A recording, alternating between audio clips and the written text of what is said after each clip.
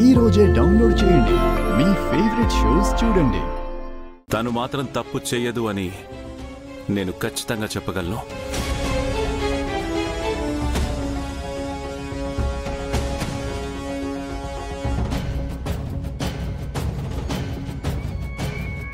C Rudra, if you right, తన మీద కుట్ర చేయాల్సిన అవసరం అవర్ ఫ్యామిలీలో ఎవరికుంటుంది? Tell me.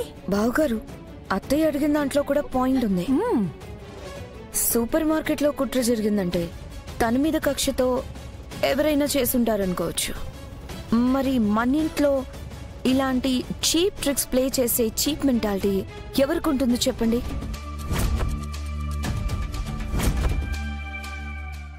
ఏంటండి, నేనే నెక్లెస్ కొట్టేసి నా కూతురు బ్యాగ్ లో దాచేసేసి దాన్ని ఇరికించేశారంటారా? నేనలా అనలేదే. అనకపోతే మాత్రం మీ చూపులు అడిగినట్టే ఉన్నాయండి. అవునా? అయితే నువ్వు ఏ తప్పు చేయలేదంటావు. నీ కూతురు చేసిందని మాత్రం నువ్వొక్కడివే నమ్ముతున్నావు, అంతే కదా? కళ్ళ ముందు సాక్ష్యం కనపడుతుంది కదండి.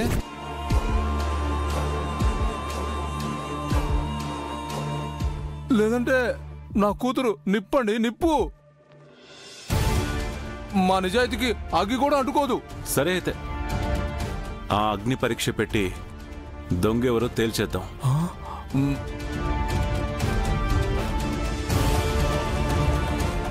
ఏమంటున్నావు రుద్రా?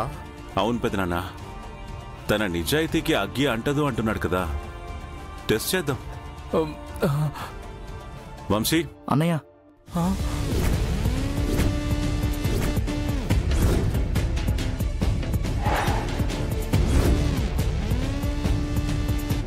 వెళ్ళి తీసుకురారా.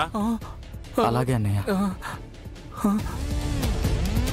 కొప్పు తీసి నిజంగానే తగలెట్టేస్తాడా ఏంటి?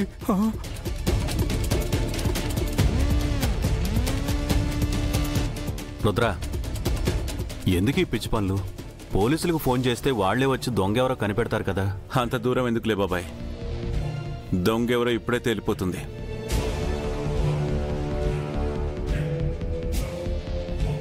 భాను, మీ నాన్న నువ్వు దొంగ అంటే నమ్ముతున్నాడు. మరి నీ నిజాయితీని నువ్వెలా నిరూపించుకుంటావు? అందరూ దేవతలా కొలిసే ఆ సీతమ్మకి నిందలు, అగ్ని పరీక్షలు తప్పలేదంట సార్.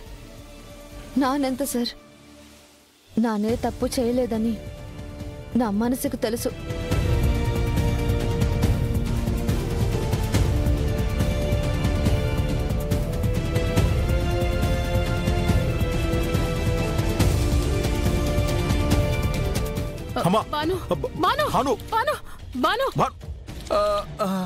పెద్దరు, నా నిజాయితీని ఎట్టా నిరూపించుకోవాలో నాకు తెలియట్లేదు.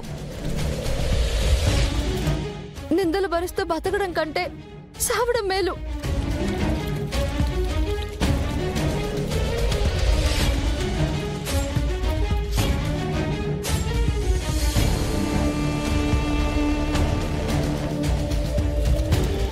రుద్రా, ఏంట్రా ఇది? నమ్మకం పెదనాన్న.